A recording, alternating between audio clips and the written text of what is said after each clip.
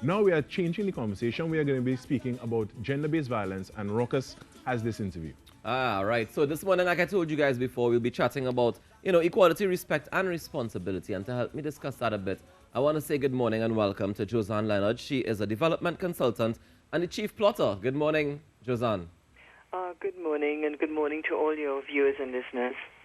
All right, thank you for joining us. Now, I understand that the powerful ladies of Trinidad and Tobago, with PLOTT, you guys have been calling for some urgent action to deal with increased acts of violence against women. Yes. What are some of the measures that you would like to see put in place? Well, first off, I would like to extend all condolences and concern to all of the women, particularly Ashanta Riley, would have unfortunately shot into the limelight, and just listening to her mother and family talk about things that they're hoping to be able to posit as a more to do something to help stem the violence and to bring awareness. And I think it's very brave and very courageous, and our hearts go out to them given what has been taking place in the past year, but what has been going on in Trinidad and Tobago and the wider communities around the world for a long time as it relates to violence against women and children. Let me first say, by PLOTT adding its voice to this call for more urgent action, it's not our core area of advocacy, but we certainly support and have been not as a frontline organization, but certainly aware of the great work that's being done by many civil society organizations in the country. What comes to mind is the Alliance for Domestic Violence, which is an umbrella network of about maybe 15, 20 civil society organizations that came together to press for amendments to the Domestic Violence Act, which we've seen, but leaves a lot more to be desired because, of course, there's so many facets to dealing with domestic violence, and us adding our voice is ready to register not just our concern, but also our willingness and our desire to be part of positive and forward-thinking policies and strategies to deal with this scourge of violence against women and children in the country. All right. Well, we are very grateful that you've decided to add your voice to this cause. But what are some of the things that you would like to see? I know some of the measures are already proposed. What are some of the things you would like to see implemented? Well, I think, as I said, I'll defer to the organizations that are doing the groundwork in this area every single day. And I think from our perspective, we would like to see more support. First of all, more support for these organizations.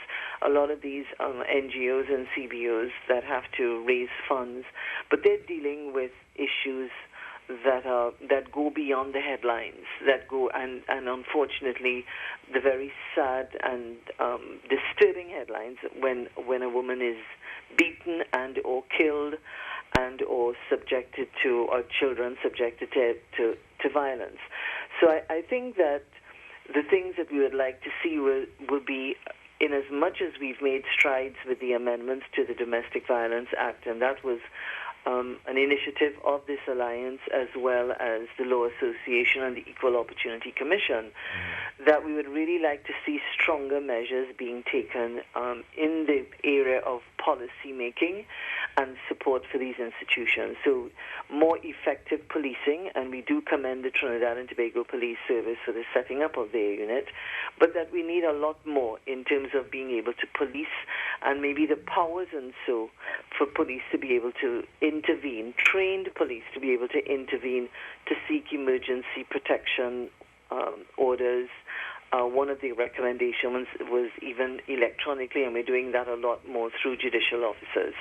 So there's a lot that has to be done even within the legal framework of the country, notwithstanding the gains that have been made. And the kudos to the Parliament for being, for taking the recommendations, but we still have a long way to go.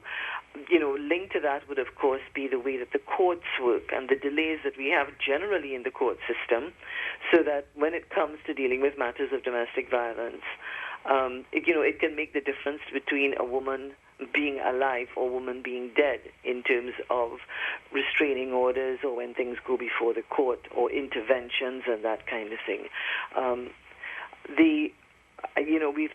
We've supporting these recommendations of the Alliance, and particularly conversations with the Coalition Against Domestic Violence, for wider availability of user-friendly support systems and services for victims. Again, that comes down to a resource issue, and there's a lot of fundraising and there's a lot of begging and what have you, and donations, these things, but this must form part of the remedial and dealing with the core issues of violence, and not just what comes out at the end after a woman has been killed or maimed or subject to emotional and physical abuse and violence. I've talked about the increased support for NGOs and the civil society organizations which are working in this area, the frontline organizations. Right. It's very important for us to deal with support as well for perpetrators of violence. I mean, the knee-jerk reaction is to call for death penalty and arming people and these kinds of measures. But, we have people who may have men and women, but men who may have, boys who have mental health issues. The particular period of COVID-19 has caused even an exacerbation of some of these challenges. People are unemployed, underemployed, cycles of poverty, cycles of violence, behavioral problems. So there must be support for perpetrators. We have to place a lot more there. There's been a lot of talk about,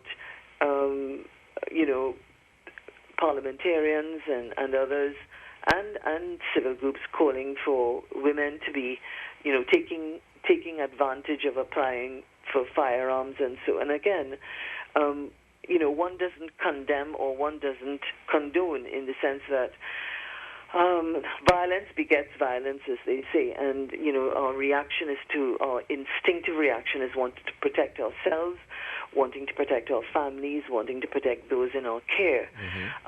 But talking about more arms or arming oneself is not necessarily, this is my personal view, is not necessarily a solution in itself. It's a remedy. Maybe it also can cause one to feel safer. Yeah. But if we're not dealing with the core issues, the core issues of violence, and then the measures that we have to put in place to deal with some of these issues, then we're just basically going to be saying to everybody, well, get a gun and look after yourself. And that can't be good enough for us as a civil society. It may be a temporary solution. Well, I mean, I can just hear the outcry, well, what's she talking about, when you're not living in it. But that, we have to take a wider view and a deeper view of the issues. Right. People have been calling for non-lethal or self-defense weapons like pepper sprays and so on. Of course, I have no angst, and we certainly have no angst with it. But, continue to stress that short-term or just these reactive measures in and of themselves, while they have some benefit and may cause the scales to be tipped in favor of a woman not being killed or maimed, it is not a solution in and of itself. Right. So, I mean, and like I said, there's, if I do anything this morning, it would be to draw the attention of every single one of us in this country to be part of a solution. And yeah. I'm really, really, I was brought to tears when I looked at Ashanta's mother and her sister in that motorcade, being so brave and trying to turn a tragedy, or what has been a tragedy and is and will continue to be a tragedy, into something which was not just crying for blood, but for a more positive intervention. All right. Well, Josanne, I want to thank you very much for joining us this morning. And, of course, we're going to send that message out to not just Trinidad and Tobago, but to the world. We have to start making a difference here. So thank you very much this morning for joining us, Josanne Leonard, Chief Plotter and Development Consultant. Thank you very much for the little time this morning. And as I go, I urge everyone to look at the organizations that are doing the work in this area and need the support of each and every single one of us. We can make a difference. All right. Thank you so much, Josanne.